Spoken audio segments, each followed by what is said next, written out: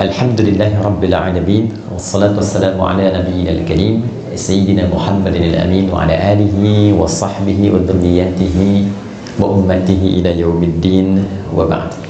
Faya ahbaballahi wa ahbab rasulihi sallallahu alaihi wasallam, usi nafsi wa iyyakum bitaqwallahi faqad fazal muttaqun fala tamutunna illa wa antum muslimun.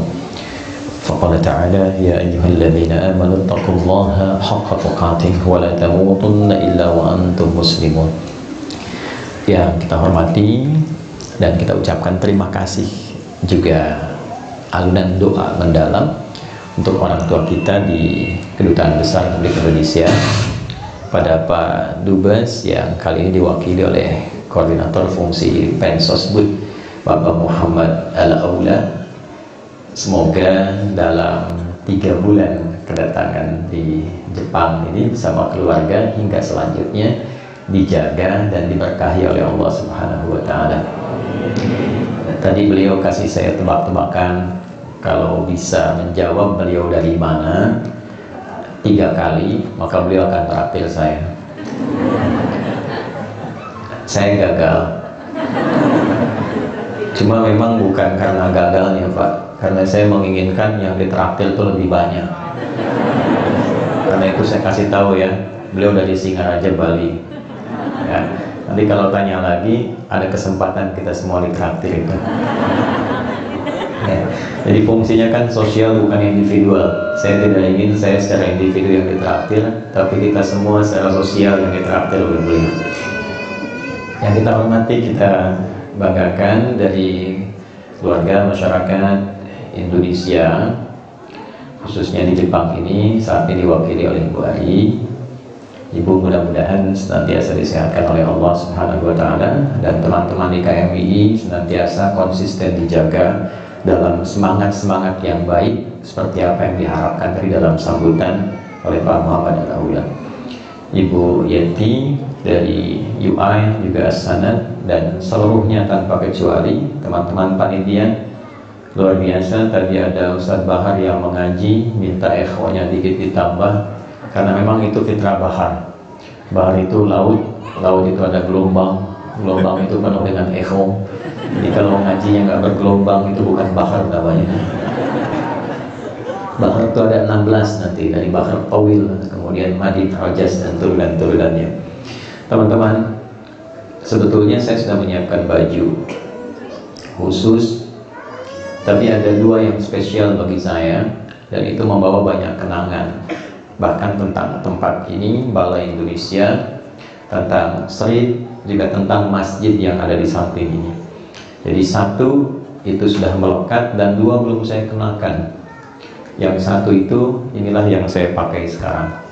Jadi saya ingin menunjukkan bahwa saya bukan sekedar ustadz yang datang diundang untuk ceramah, tapi saya juga bagian dari jamaah Masjid Indonesia Tokyo yang sama-sama dulu kita bangun, kita resmikan, dan kita jaga sampai sekarang. Jadi Pak Muhammad Al-Aula, baju ini baju legenda, Pak ya. Jadi bukan hanya menunjukkan kita konsisten untuk mengisi dan menghiasi ibadah di masjid kita ini, tapi juga 1, kita konsisten membangun keteladanan. Jadi kita ingin tunjukkan bahwa jika ada masyarakat migran khususnya yang hadir di Jepang ini, maka jamaah-jamaah masjid di sini mesti jadi teladan dari turunan sikap-sikap kebaikan yang ada. Jika ada yang terpecah dan terpencar, kita yang insya Allah ingin menyatukan seluruhnya. Karena itu di masjid, teman-teman yang PCINU, PCIM, yang lain-lain, itu insya Allah kita bisa menikmati ibadah bersama-sama dengan cara yang baik, dan bertoladan dengan cara juga yang maksimal bisa kita kembangkan. Saya berharap teman-teman dari yang menginisiasi ya, dulu ada Haji Bambang almarhum, kita doakan semoga diterangi kubur beliau, selalu jadi amal saleh. Mas Yusuf, Mas Rio yang sudah tidak ada di sini, dan Pak Harun, Pak Wilopo dulu ya. Dan ini beliau masih konsisten. Kalau ingin belajar konsisten pada beliau masih di sini, dari mulai merawat di rumah sakit sampai menyiapkan bakso, itu pakarnya tuh. Teman-teman, waktu kita singkat. Untuk itu, saya mohon izin untuk berdiri supaya uraian yang teman-teman mintakan temanya untuk kita bahas bersama kita bisa lebih optimalkan. Maafkan saya kalau terlihat agak lebih tinggi dari semuanya, ini supaya lebih memudahkan eksplorasinya. Ada 5 tema yang Anda kemudian pilih sendiri untuk dibahas oleh kita bersama di kesempatan pagi ini, dan mengerucut tema itu pada persoalan takdir, ya, ridho terhadap takdir Allah Subhanahu wa Ta'ala. Sebetulnya nggak sampai semenit selesai bahasan ini, ya sudah, ridho saja. Setelahnya jawab, ya kan? Tapi saya ingin elaborasi dulu, ya, kita gali dulu secara mendalam. Takdir itu apa? Cara bekerjanya bagaimana? Kemudian cara menempatkan ridho terhadap takdir seperti apa? Nah, saya akan coba berusaha menggambarkan itu sesuai dengan turunan-turunan di ayat Al-Quran, di hadisnya bagaimana, lalu kita buat semacam visualisasi skematik supaya paham, oh ini kesini alurnya, ini kesini arahnya. Ceramah monolog itu gampang, tinggal terangkan ayatnya ini, hadisnya ini, terus ridho aja, selesai. Tapi problem dasarnya yang terjadi saat ini, mohon maaf, ada sebagian umat Islam mungkin besar yang disinyalir oleh Al-Quran secara kualitatif, kualitasnya itu agak menurun, ya, kayak ilmu, al ilmu nurun, ya, ilmunya turun gitu, bukan jadi cahaya lagi. Nah, contohnya apa? Tidak sedikit di antara umat Islam yang bahkan dalam menunaikan ibadah ritualnya saja belum ke sosial, itu baru sekedar mengetahui cara, belum sampai pada memahami dan memaknai. Contoh besar begini, maaf ya, dari sekian orang yang sholat, ribuan kali ruku dan sujud, teman-teman bisa tanyakan pada diri sendiri, berapa persen dari bacaan dan gerakan sholat itu yang dipahami? Mengapa saat sholat tangannya begini? Kan? Mengapa yang diucapkan Allahu Akbar? Kenapa tangannya bersedekap begini? Apa pentingnya? Karena ternyata semua tuntunan ibadah dalam Islam, baik yang sifatnya ritual seperti sholat, ataupun ibadah sosial seperti zakat dan turunannya, ternyata itu seluruhnya memiliki makna. Bahkan dari namanya. Oke, saya tanya teman-teman misalnya, nanti kita akan sholat kan, di waktu siang nanti kan, sholat apa namanya? Zuhur. Padahal waktunya siang. Siang itu kan nahar. Kenapa nama sholatnya zuhur? Sore itu masa, bahasa Arabnya. Tapi nggak ada sholat masa.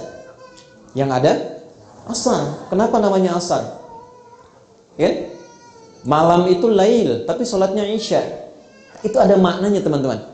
Cukup kita dengan mengetahui 5 nama waktu sholat ini, kita bisa menata kegiatan kita, harian kita secara tertib, terstruktur, dan punya nilai. Baik itu dalam konteks kehidupan dunia dan persiapan akhirat yang tercatat.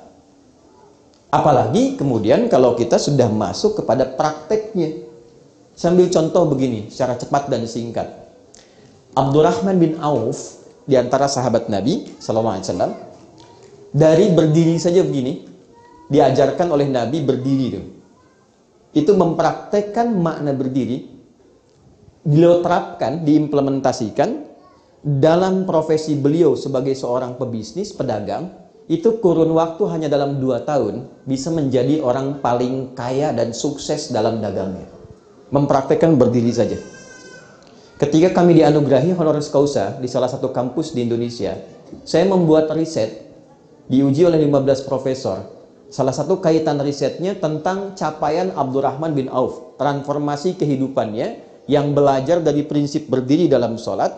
Ternyata ketika dihitung, itu valuasi hartanya ketika Nabi meninggal, kemudian beliau melanjutkan kinerja bisnisnya, dan wafat, itu valuasi hartanya 14.000 triliun.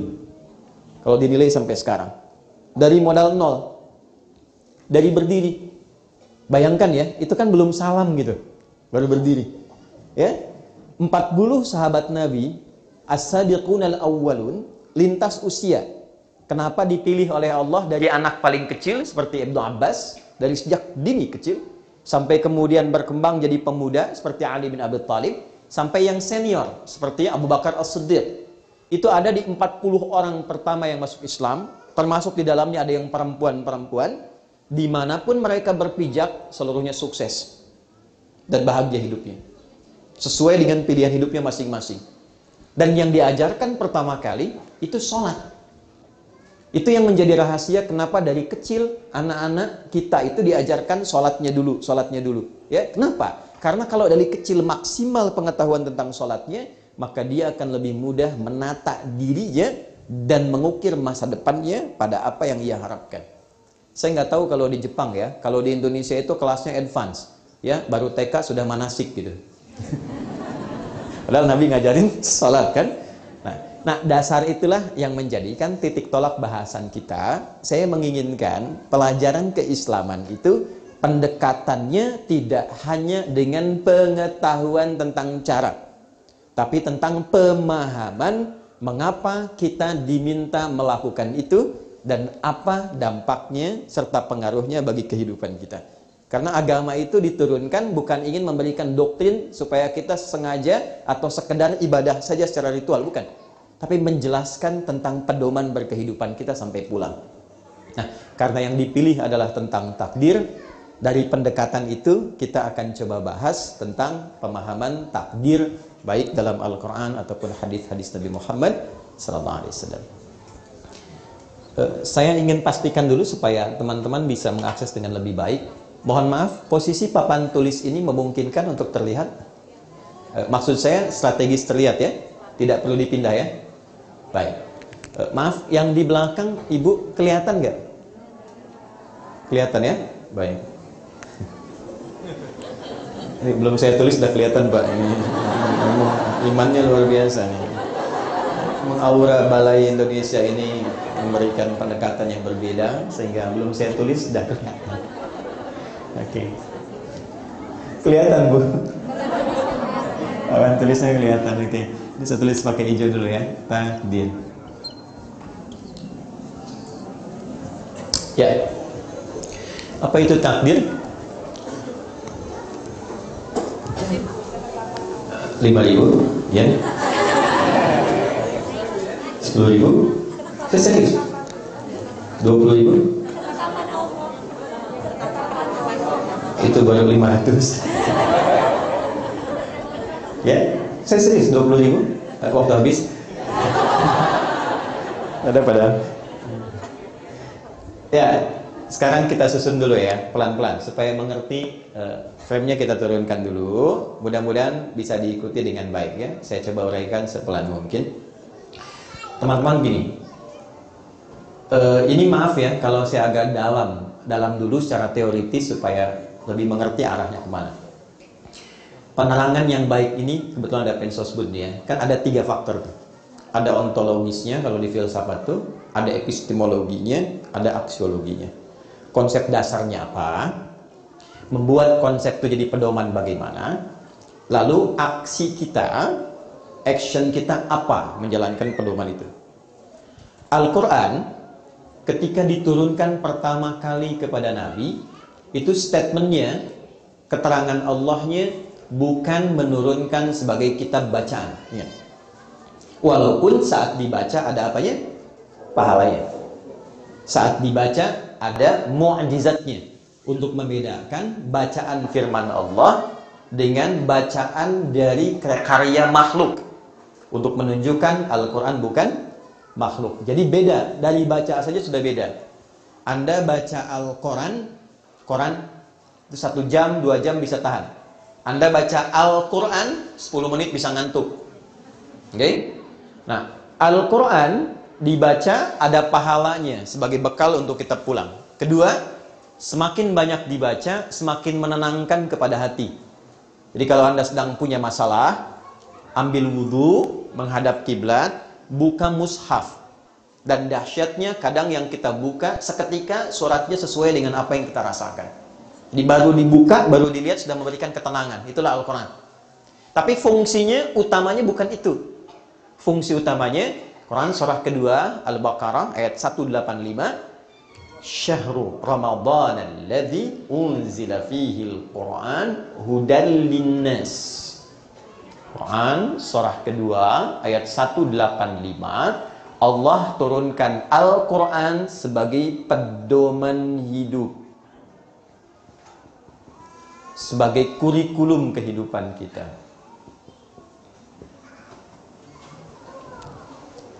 Jadi memosisikan Al-Quran 6.236 ayat, 30 juz, 114 surah, dari Al-Fatihah sampai dengan An-Nas, itu isinya kalau kita keluarkan seluruhnya tema-tema tentang kehidupan kita. Dari mulai dikandung, terlahir, tumbuh dewasa, sampai memilih pilihan hidup apa yang ingin dijalani. Dari kehidupan rumah tangga sampai ke aspek sosial. Ya, Imam Al-Bukhari itu, beliau menulis kitab fenomenal yang viral sampai sekarang. Itu mengeluarkan tema di Al-Quran, keluarlah 97 tema. Lalu tema-tema ini dibuat secara tematik sesuai dengan aktivitas kehidupan kita yang pernah dicontohkan oleh Nabi. 97 tema, ada subtemanya. Ayatnya apa, hadisnya apa. Ayatnya apa, hadisnya apa. Dikeluarkan dari kegiatan harian Nabi selama 24 jam. Maka diberi namalah kitabnya Al-Jami' As-Sahih Al-Musnad Al-Mukhtasar min umuri Rasulullah sallallahu alaihi wasallam wa sunanihi wa ayyamihi. Coba ulangi. Okay. Karena kepanjangan, maka disingkat jadi Sahih Al-Bukhari. Jadi Sahih Al-Bukhari itu bukan kitab hadis yang berdiri tunggal, bukan. Itu adalah turunan dari tema-tema kehidupan yang diturunkan dari Al-Quran, lalu ayatnya dimasukkan, lalu disitulah dikuatkan dengan hadisnya. Misal, di sini kan ada mahasiswa pelajar misalnya. Keluarkan tema-tema terkait ilmu apa? Maka kita temukan di tema yang ketiga, namanya Kitabul Ilmi. Ya, maka di situ nanti ada ayatnya, menghafal yang bagus bagaimana, cara cepat memahami bagaimana, mengawali waktu untuk memulai kita belajar itu bagusnya hari apa, itu sampai ke harinya detil, baik laki-laki atau perempuan. Anda yang sering tanya, Ustadz, iman saya kadang naik turun gitu kan. Kalau naik semangat ibadah, kalau turun ya kadang-kadang yang pokok pun tertinggal. Cara naikkan dan menjaga supaya nggak turun bagaimana? Nanti itu ada di tema yang kedua, Kitabul Iman. Nah, ini yang saya maksudkan. Kita mengaji Quran dengan membaca bagus, tapi mengeksplor isi Quran dan mengeluarkan sesuai dengan tema kehidupan yang kita pilih sebagai profesi hidup, itu yang utama. Makanya saya sarankan teman-teman kalau bikin pengajian, jangan bahas yang tinggi-tinggi. Anda sekarang apa profesinya? Misal, di sini ada pebisnis, pengusaha, pedagang. Kumpul aja teman-teman. Bikin komunitas di dunia usaha, lalu keluarkan ayat-ayat Qur'annya, hadisnya apa, itu yang digali terus, dipelajari, sampai paham bagaimana mengamalkan petunjuk Islam dalam dunia usaha. Nah, teman-teman yang perempuan, ibu misalnya di rumah tangga, sering kali bertanya, pernah nggak selama hidup mengeluarkan ayat-ayat tentang istri, tentang ibu? Itu lintas batas. Anda even mau tinggal di sini di Jepang, atau pindah kembali ke Indonesia, atau ke Arab, ya, tetap tuntunannya itu akan selalu senafas. Menjadi istri bagaimana, menjadi ibu bagaimana, jadi nenek bagaimana, dan turunan-turunan yang lainnya. Nah, seringkali sekarang didapati kajian itu terlampau tinggi, sehingga lupa untuk membahas apa yang kita pilih dalam hidup. Sekarang, dari pendekatan ini, takdir itu apa? Apa hubungan dengan qada? Seperti apa menjalaninya kita supaya bisa ridha? Teman-teman, takdir disebutkan dan diuraikan kata ini sendiri setidaknya di 5 tempat dalam Al-Quran.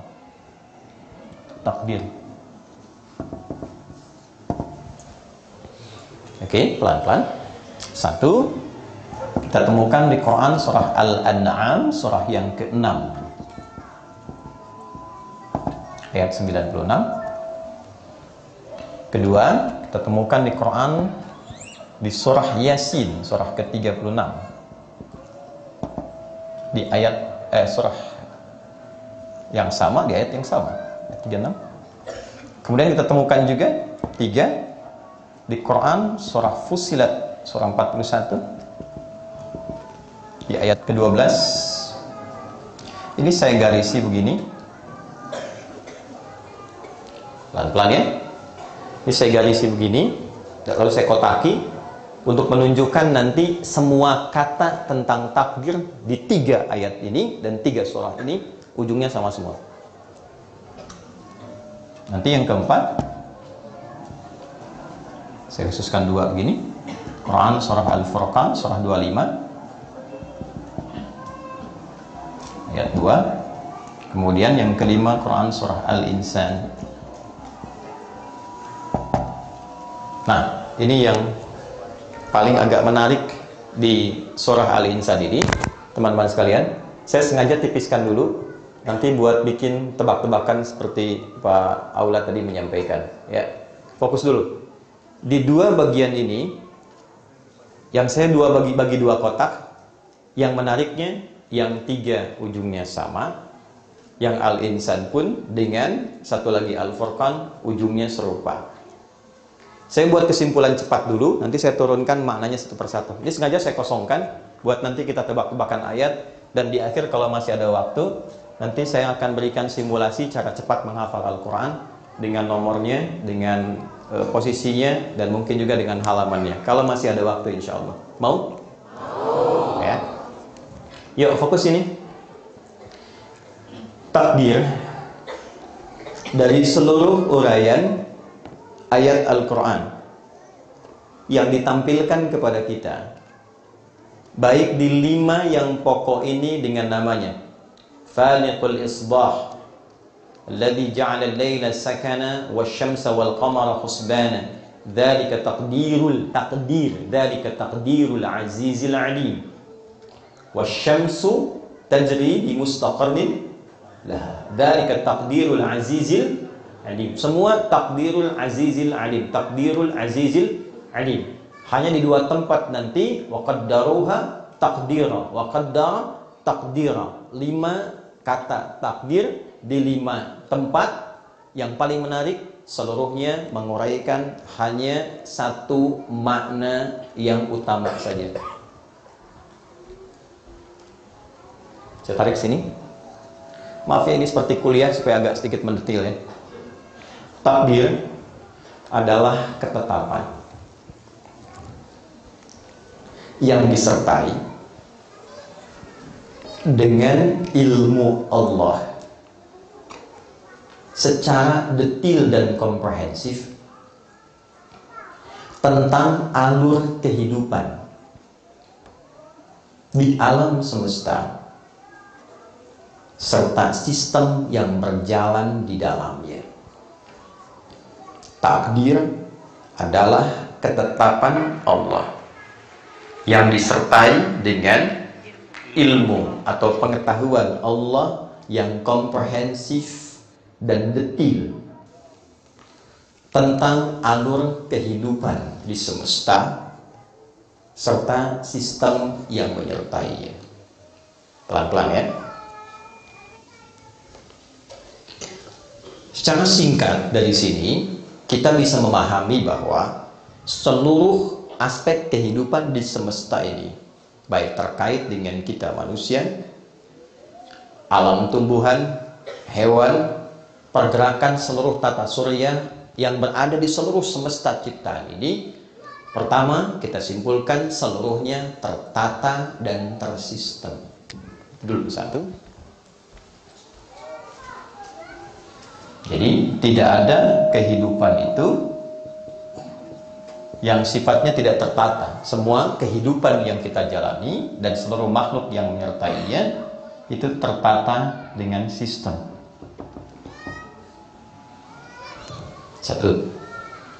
Kedua, di dalam tatanan sistem ini, ya, kalau kita misalnya manusia dari lahir sampai dengan berkehidupan, sampai meninggal lagi, sampai bekerjanya apa, beraktivitasnya ada, tataannya sudah ada sistem kehidupannya. Jadi misal, kalau Anda memilih mengerjakan A secara sistem, ini konsekuensinya akan apa? Kalau memilih mengerjakan B secara sistem, konsekuensinya akan apa? Nah, dalam perjalanan tataan sistem itu, melekat di dalamnya pengetahuan sempurna dari Allah. Allah Maha tahu dari sebelum sistem ini dibuat saat ini berjalan sampai ini berakhir, seluruhnya kembali kepada Allah Subhanahu wa taala. Dalam konteks tertatanya sistem ini disertai oleh ilmunya Allah, pengetahuan Allah. Nah, berjalannya sistem kehidupan dan penyertaan ilmu Allah di dalamnya, itu yang disebut dengan takdir. Bisa dipahami nggak? Kalau saya ada di sini sekarang di hadapan Anda, bagian dari takdir bukan? Takdir. Oke. Allah tahu nggak? Tahu. Dari sebelum datang sampai sekarang datang, sampai pulang, sampai saya berakhir kehidupan, Allah tahu. Secara singkat itulah apa namanya? Takdir. Anda ada di sini takdir bukan? Jelas sampai sini? Oke, 1. 2, takdir sifatnya dibagi 2 bagian. Ini yang saya ingin dasarnya saya pahamkan dulu sebentar ya. Takdir sifatnya dibagi berapa? 2 bagian. Turunkan dulu ya.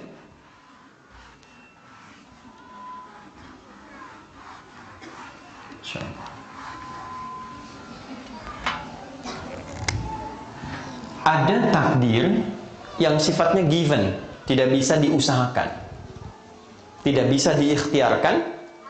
Namanya takdir mubram, dituliskan secara sempurna, pemberian dari Allah dengan hikmah tertentu.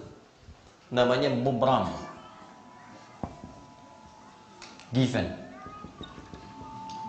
diberikan sebagai anugerah dengan hikmah tertentu. Kita nggak bisa milih, nggak ada pilihan. Contoh, saat terlahir bisa milih nggak? Tidak. Ya, yang paling menarik begini, ada yang mengharapkan laki-laki lahir perempuan, ada yang mengharapkan perempuan lahir laki-laki. Ya, siapapun levelnya, even itu orang misalnya soleh sekali atau perempuan solihah sekali, dia berdoa minta laki-laki, tapi kalau kehendak Allah dalam takdir ini perempuan, tidak akan bisa merubah takdirnya, tetap perempuan. Contoh, kenal Maryam?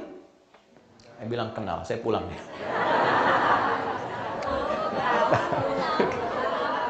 Tapi ini agak lumayan lah. Saya di Pekanbaru, sebelum kesini ceramah, saya tanya, kenal Firaun? Kenal. Saya agak khawatir waktu itu. Misal, Quran surah ketiga Ali Imran, ayat ke-35 sampai 36.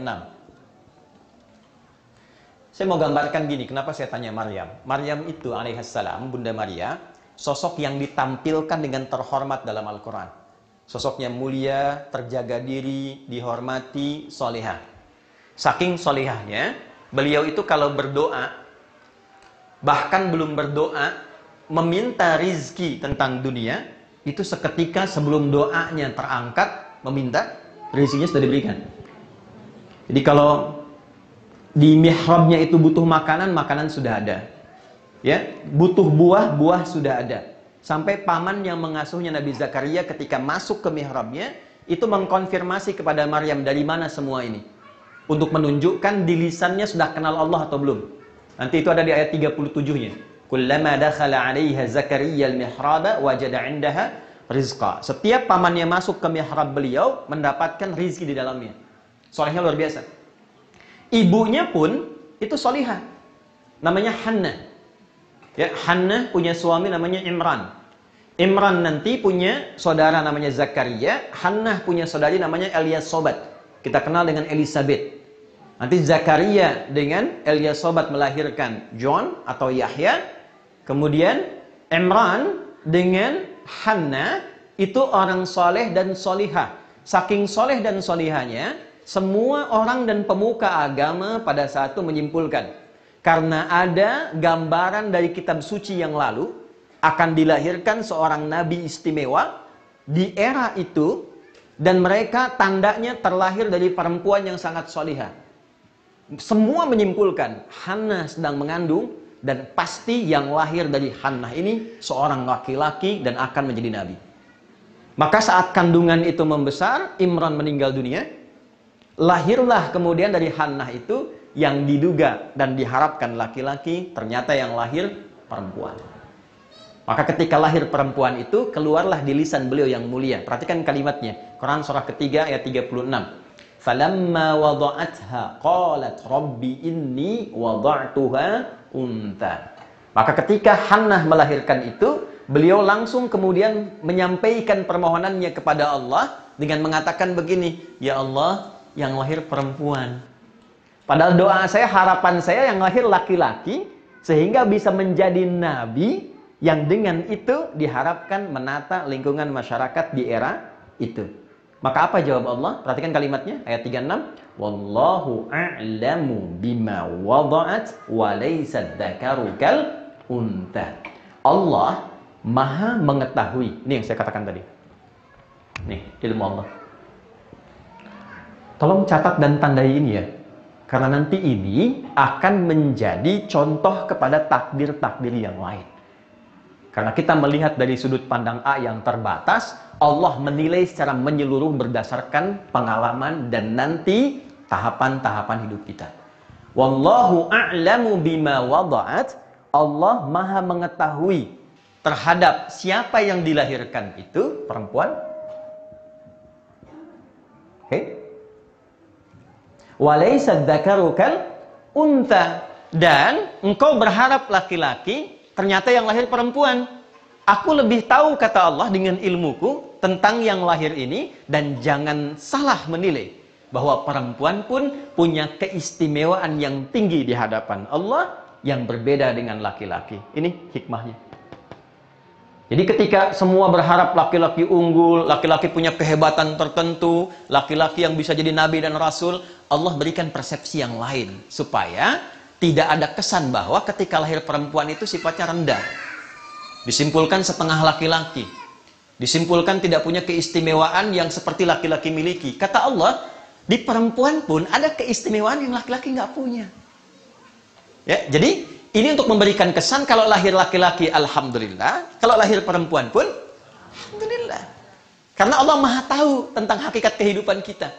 Nah, di titik inilah kemudian ditunjukkan tentang kekuasaan Allah melalui penetapan takdir yang sifatnya tidak bisa dirubah. Paham nggak sampai sini? Ya, itu satu bagian pertama. Jadi kalau kita mendapatkan takdir yang sifatnya seperti itu, yang diperlukan dari diri kita bukan merubah takdir.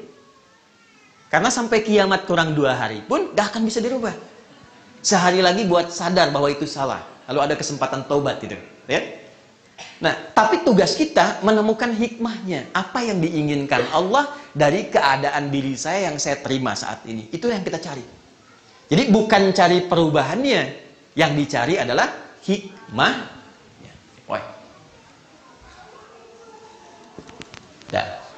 Oke ya? Nanti dalam kajian yang berbeda kita bisa bahas misalnya perempuan bagaimana, laki-laki bagaimana, sehingga bisa menempatkan takdir perempuan sesuai dengan jalan hidupnya. Ya, sambil contoh. Laki-laki itu di bahasa Arab standar, mau di Al-Quran, mau di hadis, namanya cuma satu. Ini menunjukkan karakter ya. Rajulun. Sendirian. Kalau banyak kan, tetap hurufnya masih sama. Hanya ditambah alif menunjukkan banyak. Rijalun. Dari ra, satu. Jim, kemudian lam. Untuk menunjukkan sikap fisik satu yang tegap, kuat. Makanya kaki disebut rijlun karena kuat. Dia bisa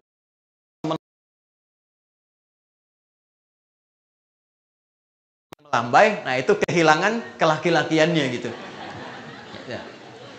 Tegap, berwibawa, kokoh. Nah, itu sifatnya rajulun. Maka ketika Anda dicipta, saya dicipta sebagai laki-laki, ada fungsi fisikal yang membedakan dengan perempuan. Kekuatan ada di sini, perlindungan ada di sini, ketegasan ada di sini. Dari suaranya sudah punya aura perlindungan. Dan disiapkan namanya pun beda. Nggak bisa Anda siang, kalau malam Nia misalnya. Nggak bisa. Ya. Nah, itu secara fungsional, fisik. Jadi dari nama saja dan dari tampilan fisik itu sudah punya arti. Arahnya ke sini. Difungsikan seperti ini. Kenapa laki-laki nanti diberikan satu instrumen pencarian nafkah? Karena dengan sifat ini rujuliahnya. Kembali ke perempuan. Perempuan itu dia punya 2 nama. Satu mar'ah, Mar'ah, bukan marah. Nah, mar'ah. Ibu-ibu pemarah, mar'ah. Mar'atun. Itu artinya mar'ah nggak, Bu?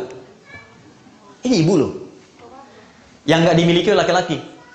Dari kata muru'ah. Muru'ah itu satu sosok yang senang tampil indah. Beda dengan laki-laki. Ya, kita keluar baju sedikit ya lecek begini kan, kita santai saja kan. Perempuan tidak bisa di stop kita sebentar. Rapikan dulu. Ya kan? Pengajian, dandan dulu. Kadang-kadang pakai seragam, ya kan? Kadang nanya sama suami gitu kan. Ayah bagus mana ya? Yang merah atau yang biru? Anda bilang biru ya? Oh, kayaknya merah deh. Ya? Dia nanya tapi udah punya jawaban. Begitu dipakai, putih. Nah, itulah perempuan tuh. Nah.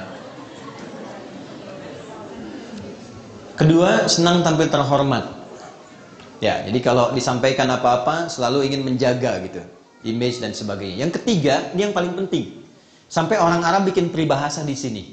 Ya, mar'ah itu seakar dengan kata muru'ah, juga punya padanan mir'ah untuk menunjukkan sifat perasa yang begitu dalam. Sifat rasa seperti cermin. Ya, nanti saya tunjukkan. Itu sebabnya nanti kenapa perempuan senang bercermin. Di rumah dia bercermin. Ya, turun di mobil tadi sempat ngaca lagi kan? Ya, lihat ngaca di sini, cek lagi. Itu perempuan. Laki-laki nggak punya. Kita standar ya. Tapi lihat kalimatnya. Al-mar'atu kal mir'ati. Hurufnya sama, cuma beda harokat. Pindahkan ke kasrah. Tahu cermin kan, Bu ya? Kalau saya lempar cermin itu sampai pecah, bisa nggak disambung lagi? Bisa. Tapi dia tidak memantulkan bayangan yang sempurna. Anda mesti ingat, kalau nanti setelah menikah, kalau perempuan terlukai, dia mudah memaafkan, tapi sulit melupakan apa yang dia alami.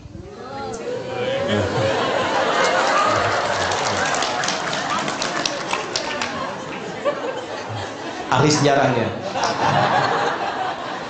Nanti Anda kalau diskusi bertengkar tentang masalah hari ini, kejadian 10 tahun lalu diungkit lagi. Ini marah. Yang mau saya katakan, ini yang saya maksud given ya. Jadi kalau Anda mengalami ini, artinya Anda memahami istri saya, ini anugerah Tuhan yang khusus, gak bisa dirubah. Okay? Dengan sifat-sifat dasarnya. Tapi ketika dia berkumpul bareng-bareng, itu katanya berubah dari mar'ah menjadi nisa. Laki-laki rijal, rajul rijal. Perempuan mar'ah jadi nisa. Jauh sekali. Apa itu nisa? Bukan. Jangan maksa. Maksa. Udah salah maksa nih. Boleh ibu saya dikasih akses dikit? Ada tempat untuk duduk? Itu ada ibunda saya datang belakang. Ayo masuk mah. Jarang-jarang beliau mau nyertai dan hari ini alhamdulillah. Silakan.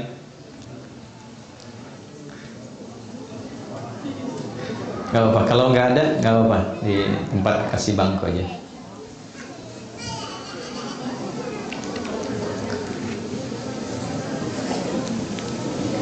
Ada istri juga datang, alhamdulillah.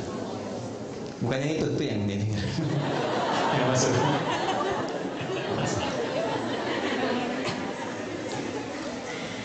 Ya, saya termasuk golongan yang bertauhid, istrinya satu.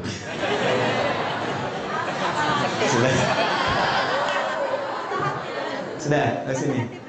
Bun ada yang patah hati. Lanjut sini, lihat sini. Dari mar'ah jadi nisa. Nisa itu bukan perempuan. Bukan wanita. Nisa itu perempuan. Nggak pakai O. Perempuan. Kenapa bentuknya dijamakkan dan berubah jadi nisa? Akarnya seakar dengan kata nasa. Nasa itu artinya yang mudah mengungkapkan apa yang dirasakan. Di perempuan itu, sependiam apapun, kalau bertemu dengan kawannya bisa cerita. Dan kadang yang diceritakan itu yang seharusnya tidak diungkapkan. Gitu. Judulnya pengajian, apa kabar jeng? Baik, sehat, sehat. Anak-anak gimana? Ceria. Suami gimana? Disitulah masalahnya. Sekarang bisa bikin status tuh. Nggak ada orang sudah bisa nulis. Nah, ini saya mau tunjukkan karakter-karakter ini itu bawaan saat takdir ditetapkan. Anda laki-laki, Anda perempuan, itu nggak bisa dirubah. Kalau dirubah, maslahat hidup yang akan dilalui ke depan itu jadi tidak terdapatkan. Kan kita sepakat, Allah Maha Tahu, Allah Maha Kuasa, dengan ilmunya menata semua kehidupan di semesta ini. Jadi saat memilih kita laki-laki, Anda perempuan, artinya itu yang paling maslahat, yang paling sesuai, yang paling baik, yang paling bisa dilalui dalam hidup ini sampai pulang menghadap Allah. Nah, pada takdir yang semacam ini, yang tidak bisa dirubah termasuk dengan doa, Anda kalau nggak percaya silahkan. Doa di masjid paling mustajab di muka bumi ini, Masjidil Haram. Doa 24 jam, minta sama Allah, Anda, ya Allah ganti saya jadi perempuan. Nggak akan pernah terjadi. Karena masuknya apa? Masuk kategori takdir mubrom, yang diberikan sesuai dengan maslahat hamba saat dicipta. Pada yang seperti ini, memaksa untuk merubahnya, hukumnya haram. Ini tidak, ini anti perubahan. Quran surah keempat ayat 117 sampai dengan 119. Ya, saya sebutkan cepat saja ya. La'anahullah, setan dilaknat oleh Allah Subhanahu wa taala. Sudah? Kemudian dia mendeklar, saya akan dengan laknat ini, saya akan jadi musuh manusia yang diantara fungsi saya, wala udillannahum wala umanniyannahum, saya akan sesatkan manusia, saya buat diantaranya pandai berangan-angan sehingga lupa dengan realita kehidupan. Perhatikan, fala yughayyirunna khalqallah. Yang ketiga, dengan angan-angan dan fantasi itu saya masukkan dalam relung kolbunya, diantaranya untuk merubah fitrah penciptaannya. Rata-rata kan yang ingin memutuskan diri berubah gender karena fantasi kan awalnya, ya kan? Bukan karena kesimpulan bahwa saya ini seorang perempuan yang terperangkap dalam fisik laki-laki, bukan. Kan khayalan aja, imajinasinya. Ya, karena banyak fantasi, banyak imajinasi dilekatkan oleh setan, maka dipandu ia untuk merubah keadaan dirinya dan merubah fitrah yang diberikan oleh Allah pada golongan takdir yang pertama. Biasanya, maaf ya, biasanya kalau sistem yang pertama ini diberikan dan kemudian dipaksa untuk berubah, itu tidak mudah menjalani hidupnya. Karena keluar dari tata kehidupan yang awal. Itulah sebabnya diharamkan itu bukan ingin membatasi kita dalam satu kehidupan, tapi untuk menjaga keadaan kita tetap terhormat dan baik dalam berkehidupan. Haram itu seakar dengan kata hurma. Hormat itu dari bahasa Arab. Ya. Haram terambil dari kata hormat, diturunkan hukum haram untuk menjaga keadaan kita tetap terhormat. Bukan ingin membatasi ruang gerak kita. Sebab kalau Anda kerjakan perbuatan itu, kehormatan Anda akan runtuh. Korupsi itu dilarang, bukan ingin membatasi Anda mengumpulkan harta, bukan. Tapi untuk menjaga Anda supaya tidak jatuh kehormatan Anda. Sebab kalau Anda korupsi, kehormatan Anda jatuh. Anda mencuri, kehormatan Anda jatuh. Allah punya sikap kasih dan sayang, tidak menginginkan dengan sayangnya hamba kehilangan kehormatannya. Maka turunlah hukum yang disebut dengan haram. Kenapa haram mencela? Sebab ketika mencela, Anda pasti jatuh kehormatannya. Keluar dari sini, Anda cela orang. Ya, orang akan kebingungan. Yang ada menyimpulkan bahwa di lisan Anda ada sesuatu yang kurang terhormat. Itulah sebabnya muncul hukum haram. Takdir yang pertama ditetapkan oleh Allah. Selain mengantarkan kita pada kemaslahatan selama hidup, juga menjaga keadaan diri kita tetap terhormat. Kalau nggak percaya ya, Anda keluar dari sini, langsung katakan pada istrinya, mama apa kabar, gitu ya. Kehormatan Anda hilang itu seketika. Nah ya, satu, paham ini ya? Jadi nggak usah aneh-aneh. Pada sesuatu yang ditoleransi, boleh. Misalnya rambut dicat misalnya kan. Nah, dengan cat yang dibenarkan. Yang tidak benar kan cat tembok, cat yang dibenarkan dari sudut pandang warna. Ya, misalnya merah gitu boleh ya. Tapi yang menunjukkan kepalsuan itu dihukumi terlarang. Untuk menunjukkan saya masih tetap muda, sehingga yang putihnya diganti jadi hitam, saya kan, supaya kelihatan muda dengan motif itu. Motifnya yang dilarang asalnya, bukan catnya. Motifnya yang dilarang. Tapi kalau Anda ingin cat untuk menunjukkan sesuatu yang lebih baik, misalnya menunjukkan semangat tanpa menutupi asal fitrah, itu masih boleh dibenarkan. Jelas sampai sini? Baik, jadi tampilan-tampilan yang ada tugasnya mengeksplor, bukan merubah keadaan dirinya. Saya nggak tahu sampai saat ini Anda sudah mengeksplor itu atau belum. Misal, ini kan tadi saya katakan, pernah nggak mengeluarkan ayat-ayat tentang perempuan, tentang laki-laki? Ya, fungsi mata apa, fungsi telinga apa? Telinga pada laki-laki sifatnya bagaimana? Lisan pada perempuan sifatnya bagaimana? Kaki pada laki-laki sifatnya bagaimana? Kaki pada perempuan sifatnya bagaimana? Di Quran itu detil diturunkan, di hadis detil dijelaskan. Sampai perjalanan hidupnya. Kalau jadi anak mesti bagaimana? Ya, jadi suami mesti bagaimana? Sebelum menikah itu sudah ada ayatnya. Dan dikasih bocor halus dalam Quran. Nanti masalah yang akan terjadi dalam rumah tangga akan seperti ini. Di laki-laki begini, di perempuan begini, di anak begini, di suami begini, di istri begini, dengan ibu mertua mungkin begini, dengan bapak mertua mungkin begini. Solusinya seperti ini, ada semua. Rata-rata persoalan rumah tangga terjadi dan tidak bisa diselesaikan bukan karena kurang harta, bukan karena kurang tinggi kedudukan, tapi kurang mempelajari pedoman hidup dalam menjalani takdir kehidupan itu. Itu poinnya. Ini satu dulu.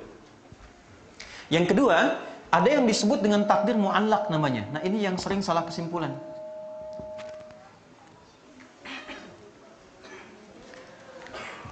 Takdir mu'allaq itu mu'allaq ya. Saya keluarkan istilah bahasa Arabnya supaya nanti ada pemahaman yang mengakar ya. Takdir mu'allaq itu adalah sistem kehidupan yang telah ditetapkan oleh Allah, dibuat. Tapi dalam pelaksanaannya kita diberi pilihan untuk menjalani, diikat dengan pilihan. Ya. Mu'allaq itu yang terikat. Mu'allaq itu yang terikat. Takdir yang Allah susun dalam sistem kehidupan, tapi diikat dengan pilihan, dikembalikan kepada hamba untuk memilihnya. Jelas ini? Saya beri contoh.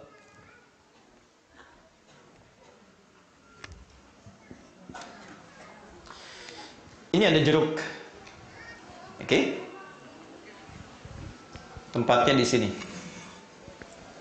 Jeruk makhluk Allah bukan? Makhluk Allah ya, yang tercipta tumbuhan kan? Baik. Allah tahu nggak jeruk ini ada di sini? Tahu. Sebelum jeruk ini pun berbuah, dari mulai benih, pohon sampai ada di sini Allah tahu. Sudah? Oke. Masuk takdir nggak? Masuk. Lalu dihadapkan pada saya di sini. Ya, takdir ini bukan yang mutlak untuk saya, bukan. Tapi diberikan pilihan pada saya mau makan atau tidak. Jelas? Ya, diberikan pilihan. Kalau mau makan silahkan, kalau tidak pun silahkan. Kalau makan konsekuensinya akan begini, kalau tidak dimakan konsekuensinya akan begitu. Ini ada air di sini. Dari mulai belum ada sampai di sini. Allah Maha tahu itu. Ya, dan Allah Maha tahu apakah saya akan minum atau tidak. Allah Maha tahu sampai detilnya. Lalu diterangkan konsekuensinya. Kalau diminum nanti hausnya bisa hilang. Oke? Kalau tidak diminum, bertahan dengan keadaan saat ini. Diberikan pilihan kepada saya untuk menjalaninya. Nah, semua bentuk takdir yang menata kehidupan dengan pilihan kita ada di dalamnya. Dan diberikan pengetahuan tentang konsekuensi dari pilihan itu. Kalau engkau kerjakan begini, ini hasilnya. Kalau engkau lakukan begini, ini nanti konsekuensinya. Ini yang diperintahkan, ini yang dilarang. Misal, Allah perintahkan ya, mohon maaf, katakan yang baik-baik. Lisan kemudian akan berkata, lisan punya pilihan, silahkan katakan yang baik. Kalau kata-kata keluar baik, konsekuensinya akan seperti ini. Orang senang mendengarnya, orang tapi nanti lisan ini juga punya ikhtiar, punya pilihan. Dia bisa berkata yang buruk. Tapi Allah katakan, kalau Anda pilih seperti ini, Anda nggak akan punya teman, orang akan tersinggung. dijelaskan semua oleh Allah dan diberikan kita yaitu itulah takdir yang sifatnya bisa memilih.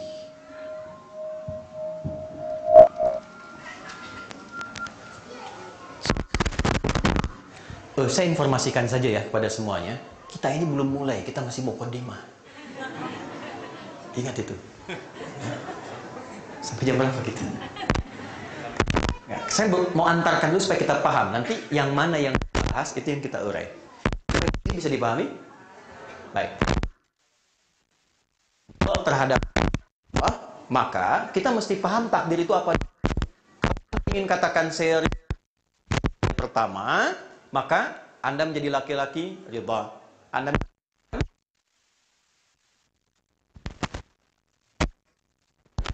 maka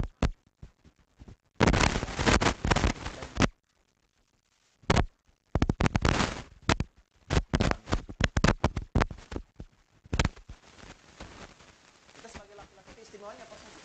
Tugas turunan fungsi kehidupannya. Setelah mengetahui itu, optimalkanlah dalam kehidupan kita.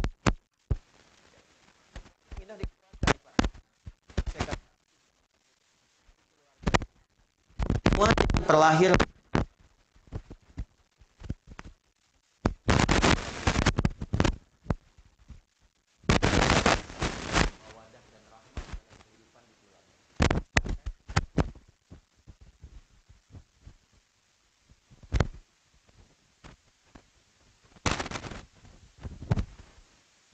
kelengkapannya, yang kurang di suami ditemukan di istri.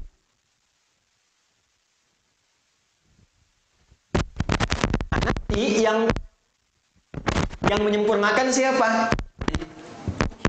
Ya, bisa milih. Jadi begitu ingin laki-laki keluar perempuan, karena tahap yang pertama menyempurnakan sifat di keduanya itu nanti disatukan.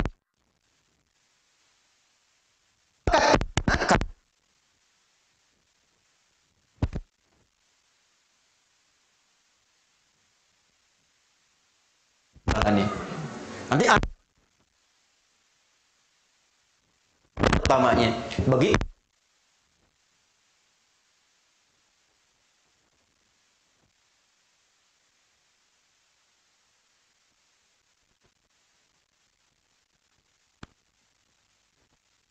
takdir yang pertama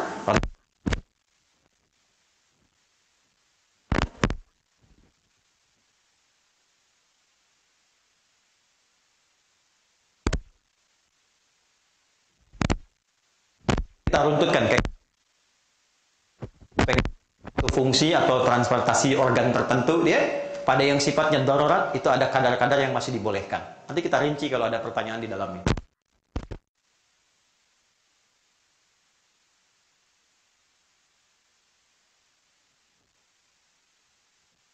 Manipulatif itu masih dibolehkan. Tapi mohon maaf ya, ini saya kasih satu rahasia besar. Tapi mohon jagain di antara kita saja.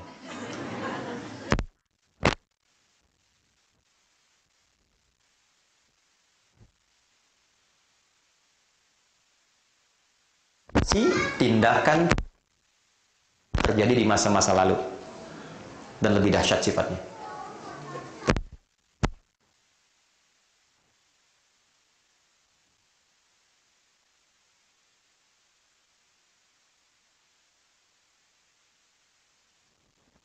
Bukan, itu pahalanya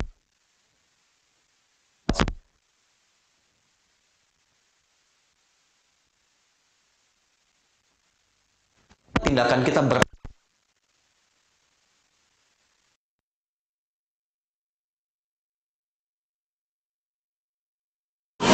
ya kan?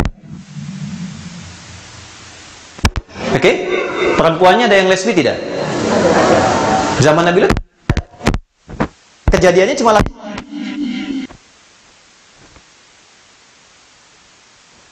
yang laki-laki penyuka sejenis ada, yang perempuan ada, bahkan itu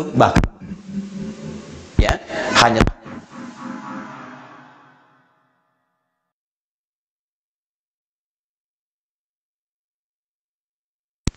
Sampai contoh.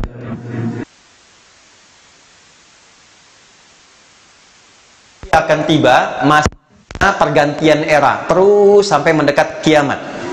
Tandanya apa? Perhatikan kalimatnya. Tandanya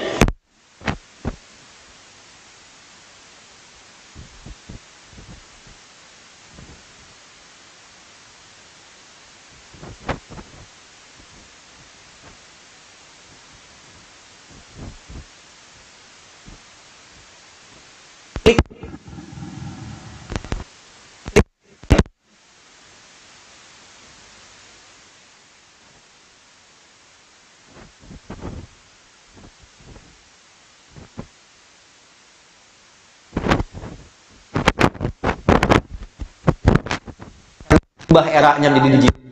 Kemudian makin banyak dan sosialnya makin meningkat. Dulu offline, sekarang berubah jadi online. Bandung di Cimahi,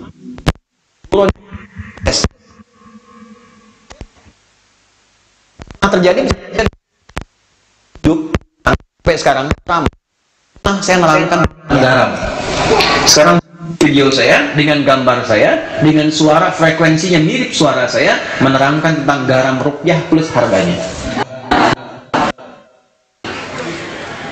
Nah, karena era maka gambaran-gambarannya saat berubah, saat kepercayaan pada diri mulai menurun, saat kemudian eksistensi tubuh pada bagian yang pertama mulai pengen diganti. Ketika Anda dia nggak solusi, kita menjalaninya seperti apa sampai ke tahap itu.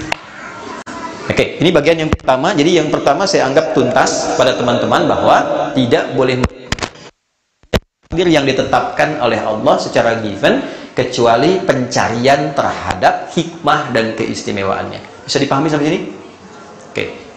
Sekarang yang ingin saya eksplor lebih banyak dan di sini saya mohon konsentrasinya. Saya akan pelankan uraiannya dan tolong fokus pada titik ini karena ini mungkin yang paling banyak kita alami dalam kehidupan. Yang kedua, takdir mu'allaq yang bisa kita pilih. Ini nanti akan ada situasi-situasi sampai Anda mengatakan, ya Allah, kapan ini berakhir? Kenapa mesti saya? Gitu kan? Itu ada beberapa turunan di Quran tentang hal demikian. Anda tinggal fokus saja ya. Fokus, kalau mau catat-catat silahkan. Jadi biarkan saya yang terangkan.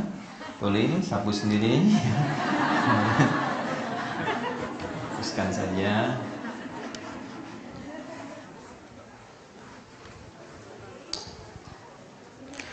Yuk, yang kita bahas tuh satu, ini takdirnya. Saya tuliskan takdir pilihan saja ya. Takdir pilihan. Mu'allaq. Pilihan ini saya turunkan lagi yang viral dengan kita sebut dengan istilah ikhtiar. Ayo beri ikhtiar dong, ayo beri ikhtiar dong, kan? Perhatikan ya. Oke. Pelan-pelan. Baik, izinkan saya memulai dengan sedikit menyusun dengan lebih tertib lagi. Teman-teman,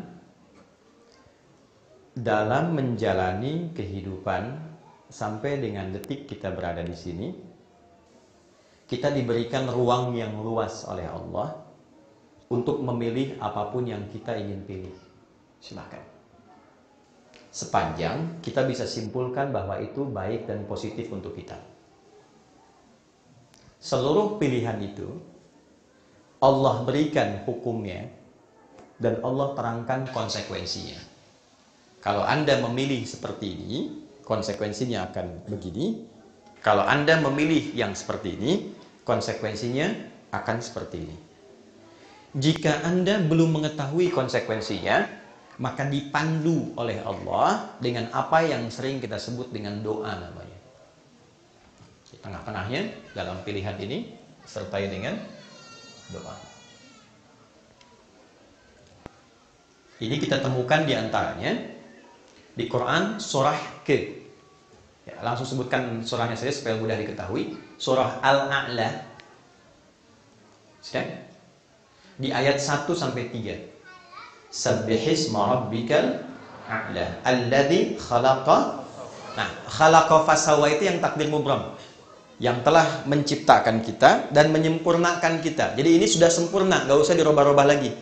Setelah itu, walladzi qaddara fahada. Lalu menuntun kita lewat takdir yang kedua yang bisa kita pilih, fahada, dan memberi petunjuk kepada kita bagaimana cara memilih jalan yang benar dalam hidup. Sudah? Pertanyaan pertama, kenapa diberi pilihan? Gak langsung saja Allah tetapkan. Kamu begini, kamu kerjakan ini, ya? Kalau sifatnya demikian, Allah tetapkan langsung tanpa kita memilih, maka akan hampa kehidupan di muka bumi ini. Tidak akan ada inovasi, nggak akan ada kreasi, dan tidak ada hikmah penciptaan kita di muka bumi ini yang sifatnya untuk membangun. Nggak ada kamera nih untuk merekam, baju-baju nggak akan berwarna. Ya, kenapa? Karena semuanya sudah by design, Allah saja yang tetapkan. Jadi kita tidak akan merasakan kenikmatan berkehidupan dalam apa yang kita jalani sampai dengan detik ini. Karena begitu saja monoton. Sudah, begitu ya begitu. Nggak ada pilihan. Nah, untuk itu, itulah hikmahnya kenapa malaikat tidak ditugaskan menjadi khalifah di bumi. Malaikat tugasnya khusus. Karena semua yang terkait dengan malaikat itu hanya satu tugas saja yang Allah berikan. Atas kehendak Allah begitu. Dia nggak bisa milih. Contoh, ada malaikat yang dicipta itu untuk tasbih saja. Subhanallah, subhanallah, subhanallah. Dia nggak bisa hamdalah. Hamdalah dong. Subhanallah, subhanallah. Itu aja. Ya. Nanti kita insya Allah kalau kembali pulang pada Allah dan diperkenalkan, kita akan lihat. Jadi nanti ada yang kerjanya di aras saja. Yang sujud, nggak bangun-bangun, sujud. Dicipta untuk sujud saja. Dan dia nggak bisa mengerjakan yang lain. Ya, malaikat maut yang kita kenal Israel, tugasnya nyabutin nyawa aja. Walaupun dia jengkel pada objek yang dicabut, dia nggak bisa tukar. Ya, Fir'aunnya tuh, ya, boleh bikin status tuh. Fir'aunnya ngaku Tuhan, hobinya bunuh orang, yang nyabut tetap malaikat maut, malaikat Israel. Dia nggak bisa katakan pada Jibril, saya sebel banget sama orang ini, kamu aja yang cabut. Nggak bisa. Ya, itu ada secara konseptual di Quran surah 66 ayat ke-6. La ya'sunallaha ma amarahum wa yaf'aluna ma yu'marun. Malaikat tidak punya bakat maksiat dan hanya mengerjakan tugas tupoksinya satu tanpa kreativitas. Nggak ada maksiat. Pernah dengar malaikat Jibril korupsi ayat saya? Ya, tupoksinya satu itu. Karena itu malaikat kinerjanya monoton karena di situ aja.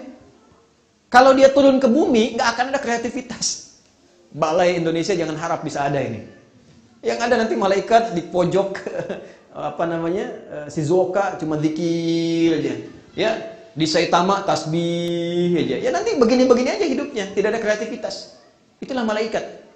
Ya, tapi malaikat tidak punya bakat maksiat, sempurna sebagai hamba karena keinginan Allah pada makhluk ini hanya satu tugas, selesai. Ya. Manusia beda.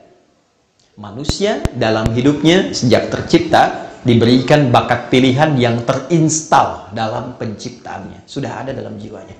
Itu di Quran surah 91 Asy-Syams ayat 7 sampai 10. Wa nafsin wa ma sawwaha fa'alhamaha fujuraha wa taqwaha. Di sini di instalan hati atau jiwanya itu sudah ada jiwa takwa, sudah ada fujur. Milik. Jadi instalasi diri kita ketika mulai terbentuk jadi manusia, ya, mohon maaf, itu memang sudah berikhtiar untuk menjalani sebagai persiapan menjalani pada takdir yang kedua. Hikmah adanya takdir pilihan itu untuk satu, memberikan kesempatan pada hamba supaya memiliki inovasi dan kreativitas dalam membangun bumi ini. Dan satu. Oke. Yang kedua, diberikannya sifat pilihan ini untuk mengoptimalkan dan mengaktifasi potensi akal secara sempurna. Ya, sebab manusia disebut manusia itu dengan 3 unsur dalam dirinya. Mesti hati-hati ya. Dan ini yang perlu kita optimalisasi.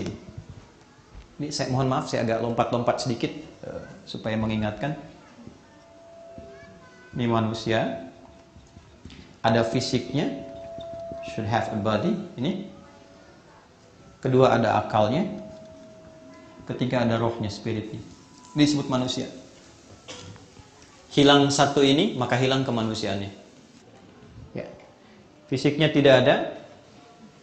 Oke? Ini gentayangan. Nggak akal dengan roh saja. Hilang akalnya, hewan. Oke? Hilang akalnya jadi hewan. Makanya hewan kan nggak punya pilihan. Hewan bebas saja. Karena nggak punya akal. Ya? Nggak bisa dia memilih dan nggak bisa dia punya etika, punya norma. Ya, beo bisa bicara, tapi dia nggak bisa katakan, permisi Pak, boleh nggak buang kotoran di sini? Nggak bisa. Ya, ketika dia ingin buang, dia buang. Ketika ingin berkicau, dia berkicau. Nggak punya ikhtiar, seadanya saja. Hilang rohnya, meninggal. Dan tiga-tiganya mesti dirawat. Fisik dirawat dengan makanan yang menyehatkan, akal dirawat dengan pengetahuan yang kita gali dan optimalkan, roh dilawat dengan memberikan nilai-nilai spiritual. Kita sholat tuh untuk merawat roh.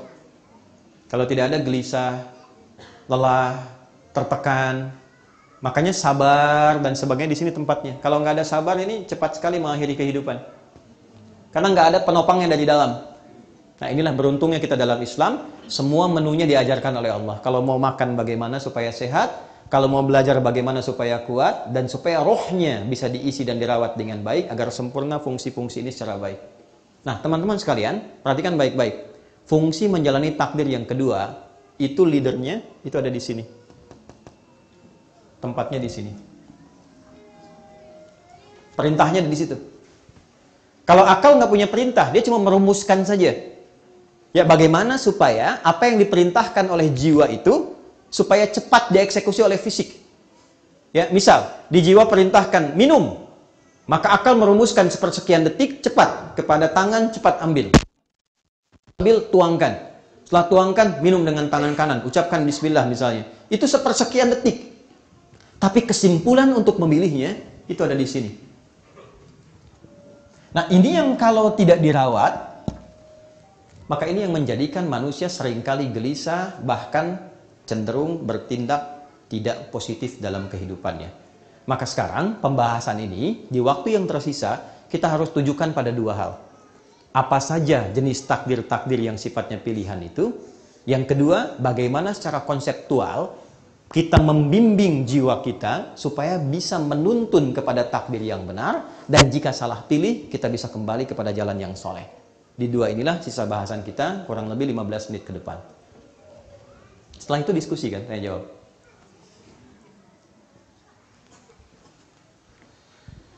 Oke. Satu, Bapak Ibu sekalian, tentang di luar yang sifatnya pemberian, itu seluruhnya pilihan. Yang bisa kita pilih. Tapi ingat, di dalam pilihan itu ada penjelasan juga tentang konsekuensinya. Contoh, profesi.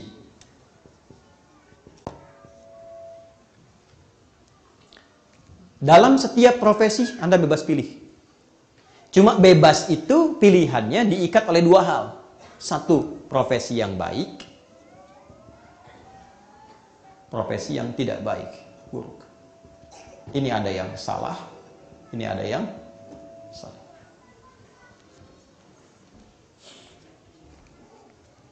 Berdagang boleh nggak? Boleh. Masuk pada yang mana? Baik. Profesi yang baik untuk mendapatkan harta. Mencuri boleh nggak? Sekarang di beberapa tempat pemahaman korupsi itu sudah menjadi bagian dari profesi. Di Indonesia itu ada yang ngitung, Pak. Ya, ada yang ngitung. Saya kalau korupsi, bukan saya. Takutnya dipotong videonya, repot. Jadi ada yang menghitung begini, kalau korupsi misalnya dapat 60 miliar. Terus dihitung potensi pasal yang terkait dengan itu, akan dapat hukuman kurang lebih misalnya 20 tahun. Remisi potong-potong-potong 10 tahun. Fasilitas tempat yang dituju misalnya fasilitas A, di situ akan ini biaya sekian. Yang keluar dari 60 ini kurang lebih 30 miliar. Maka dia akan simpulkan masih untung 30 miliar. Nah, bayangkan, masih untung. Sampai sini bisa kebaca nggak? Ya kan? Jadi ada pilihan yang baik bisa kita pilih, ada yang buruk. Tapi Allah jelaskan konsekuensinya. Kalau Anda memilih yang baik, Maka, nih, yang pertama yang terjadi pada Anda akan seperti ini. Dijelaskan dulu oleh Allah, rezeki itu begini. Asal Anda bekerja, maka rezeki akan diberikan. Kalau profesinya baik, akibatnya akan begini. Kalau profesinya buruk, akibatnya akan seperti ini. Di dunia akan begini, di akhirat akan seperti ini. Setelah itu, silahkan Anda mau pilih yang mana. Kalau pilihannya terletak pada yang baik, maka ini yang berfungsi namanya jiwa takwa. Takwa disebutkan dalam Al-Quran yang terkait dengan takdir pilihan sebanyak 115 kali. Awas, hati-hati ya, ini jarang dibahas. Kalau ada dorongan yang buruk dalam hati kita, itu sumbernya dari sini, fujur. Ya, lewat kepada nafas, keluar jadi buruk, su. Nafas ketemu su, disingkat jadi nafsu. Dari sini muncul istilah nafsu. Quran surah 12 ayat 53. Ini disebutkan sebanyak 115 kali kata nafsu terkait dengan pilihan. Yang mensupport kita pada kebaikan, itu ada malaikat yang tugasnya mengarahkan kita. Kerjakan ini, kerjakan ini. Malaikat disebutkan 88 kali dalam Al-Quran. Saat yang sama, ada provokator. Dia memprovok kita supaya meninggalkan yang baik menuju pada yang buruk. Itu disebut dengan setan. Setan disebutkan 88 kali dalam Al-Quran. Jadi baru bangun tidur saja, kita sudah dihadapkan pada pilihan. Silahkan. Mau berwudu, mau sholat, mau buka WA, mau update status, mau minum, mau cuci tangan, mau ke toilet, semua sudah ada pilihan. Tinggal pastikan ketika akan memilih, kita tahu satu, panduan untuk memilih. Yang kedua, konsekuensi pilihan itu. Dan yang ketiga, doa-doa khusus yang mempercepat kita sampai pada takdir yang kita pilih. Juga memohon kepada Allah, ini yang terakhir, bagian keempatnya, untuk diberikan kelapangan dalam menerima setiap keputusan yang Allah berikan kepada kita dari pilihan itu. Yang keempat itulah yang disebut dengan tawakal.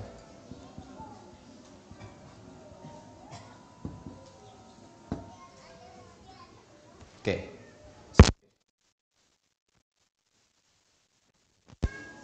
Kira-kira kalau kita praktekkan, saya memilih ke Jepang, tidak di Indonesia misalnya. Itu kan pilihan. Anda kan bisa pilih untuk pulang kan? Tapi kenapa Anda memilih untuk tinggal di sini? Nah, secara konseptual itu ditanya balik oleh Al-Quran. Pertanyaan pertamanya, apa yang menjadikan Anda termotivasi untuk tinggal di sini? Sehingga memilih tinggal di sini dibandingkan dengan di Indonesia misalnya. Satu, mohon maaf, dari aspek kemanfaatan dunia akhiratnya ada enggak? Misal, dari dunia ada timbangan, di sini lebih tertib misalnya, terasa disiplin, masyarakat nyaman, lingkungan bagus. Aspek akhiratnya gimana? Ketika Anda ditanya di akhirat misalnya, apa yang mendorong Anda tinggal di Jepang untuk kebaikan akhirat Anda? Salah satunya Anda bisa jawab seperti ini misalnya. Misal, ya Allah, di Indonesia sudah banyak tapak bumi yang pernah disujudi untuk menyembah kepada Engkau. Maka saya ingin menjadi bagian di satu tempat yang jarang orang sujud di dalamnya untuk menghadap kepada Engkau. Itu mahal sifatnya. Jelas ya? Oke, itu satu bagian. Tapi yang kedua konsekuensinya adalah Anda mesti belajar juga ketika memilih Jepang misalnya dibandingkan dengan Indonesia, maka pola hidup yang akan kita alami tentu akan ada penyesuaian-penyesuaian di dalamnya. Contoh, dari segi makanan bagaimana, dari segi pergaulan budaya bagaimana, disitulah tugas Anda untuk mengeluarkan, bukan mengeluhkan. Jadi nggak ada ceritanya Anda mengeluh begini, kami kan minoritas di sini ya Ustadz. Saya tanya balik, kalau begitu kenapa Anda ke sini?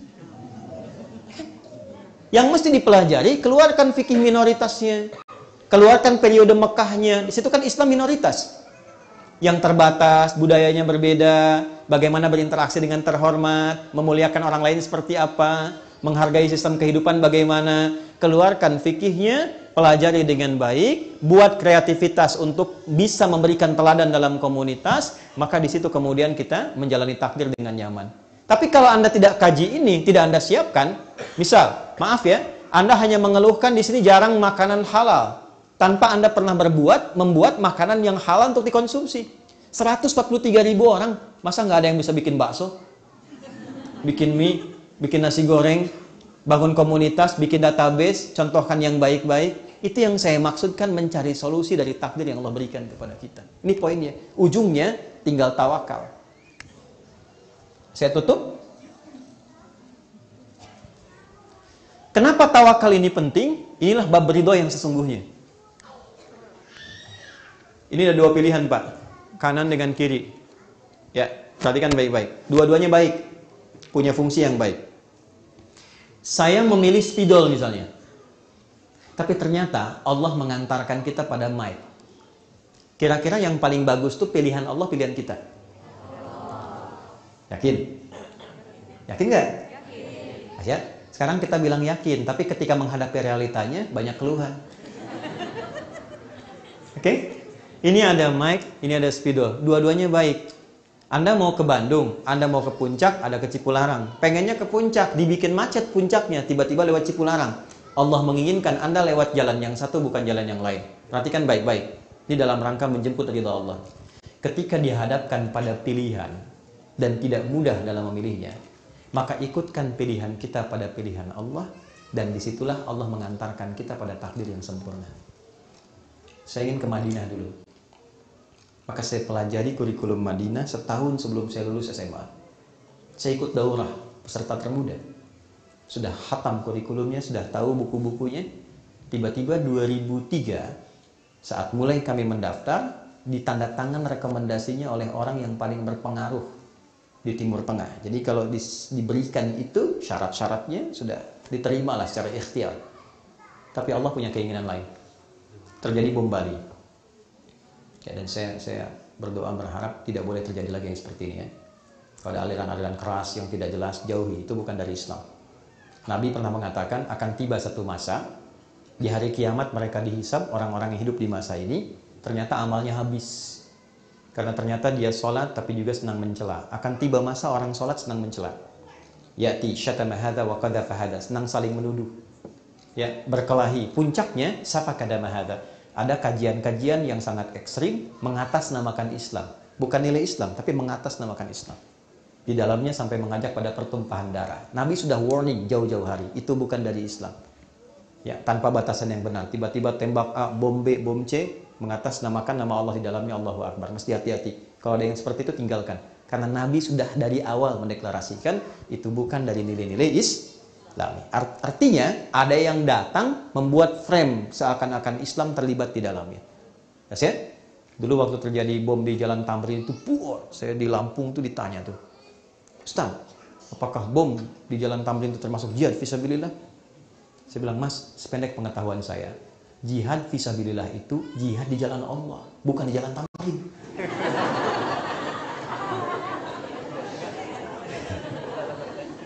Balik sedikit ya. Bom di Bali terjadi, semua ditutup Bu, Pak, beasiswa. Akhirnya apa yang terjadi? Harap-harap ke Madinah, ternyata transit di Madinah Ciputat, di UIN. Sampai semester 5, saya ngambil percepatan, tinggal satu tahap lagi untuk wisuda. Untuk bikin skripsi waktu itu. Ya, saya ngambil semester pendek ke atas, cepat. Ternyata ada telepon. Ya, nak mau nggak ke Tripoli? Carikan orang dulu, 2 orang untuk ke Tripoli. Saya dapat 1. Secara singkat setelah saya sampaikan ada 1. Kenapa Adinda saja nggak temani? Saya pilih temani untuk berangkat. Sampai sana ternyata ini yang saya cari. Ternyata Madinah itu tempo dulu imam besarnya Imam Malik. Yang lahir di Madinah, tumbuh di Madinah, berkembang sampai wafat di Madinah. Mazhabnya Maliki dan dikenal dengan Imam Darul Hijrah, imamnya Madinah. Nah itu diajarkannya di Libya sekarang. Maka Allah antarkan saya ke Libya dulu. Tahun berikutnya, saya ngambil tafsir ternyata di Kairo. Belajar langsung pada Syekh Al-Azhar, Syekh Tantawi Jauhari. Maka belajar, di Bu'uth saya belajar, ke Alexandria beliau saya ikut belajar. Sampai pulang saya dapat hadiah kitab Al-Wasit, tafsirnya beliau. Dan di situ saya belajar madhab Syafi'i. Dari situ 2010 saya diantarkan juga ke Mekah. Saya ke Madinah juga, saya masuk Ummul Qura. Kemudian mempelajari pelajaran sistemnya, kurikulumnya. Ya, ternyata di situ saya dapatkan madhab Hambali. Pulang, kembali ke Tripoli, kita bertemu dengan yang Asia Selatan. Pakistan, India, dan sebagainya. Kita ikut belajar madhab Hanafi. Ketika pulang ke Indonesia, saya baru paham kenapa Allah antarkan lewat jalur-jalur ini. Ternyata Allah menginginkan hal yang lain. Kita menginginkan satu mazhab, Allah menginginkan 4 mazhab, karena kondisi masyarakat yang akan dihadapi adalah orang-orang yang sifatnya heterogen dengan 4 mazhab ini. Ya, itu yang disebut dengan sifat tawakal. Ikutkan keinginan kita pada keinginan siapa?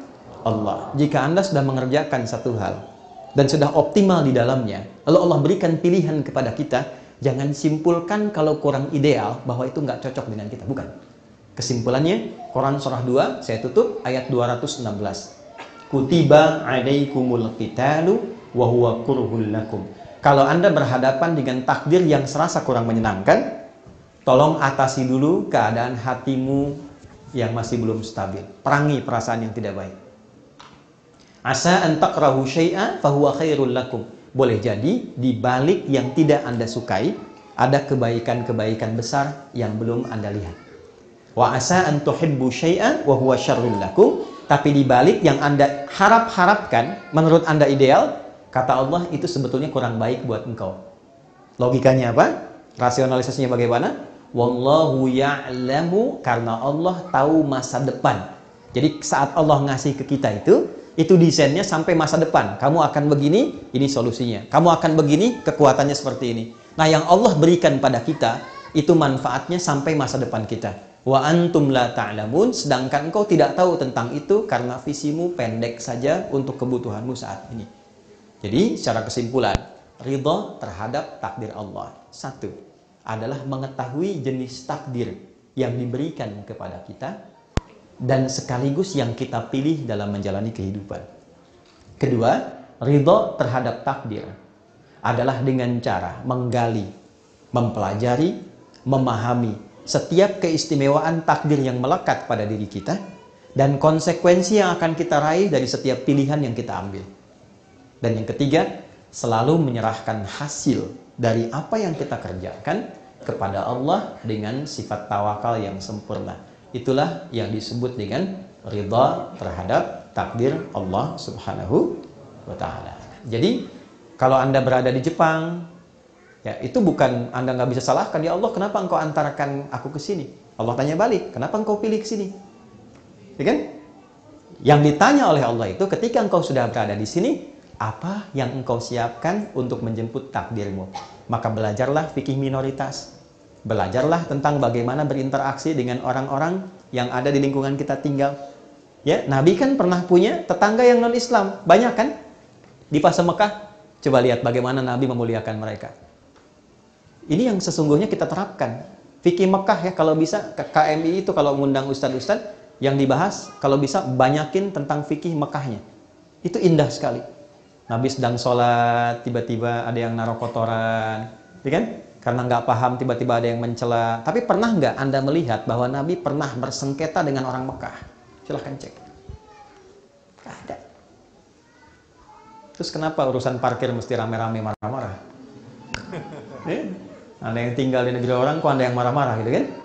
Itu coba kita lihat bagaimana Nabi berinteraksi dalam kehidupan. Itu yang sangat luar biasa. Nah, ini yang mau saya kaji, kita jeda dulu untuk berdiskusi. Silahkan detailnya disampaikan. Ada bagian penting yang belum saya urai, yaitu tentang doa dan takdir. Apakah takdir itu langsung Allah kasih, atau karena Anda berdoa baru dikasih? Ya? Jadi kalau Anda sedang punya masalah, sebetulnya itu bagian dari doa Anda, atau memang Allah yang kasih untuk kita atasi. Sementara saya cukupkan dulu untuk kita jeda diskusi. Mohon maaf kalau saya agak sedikit lompat-lompat karena waktu yang sangat terbatas. Jadi nanti kita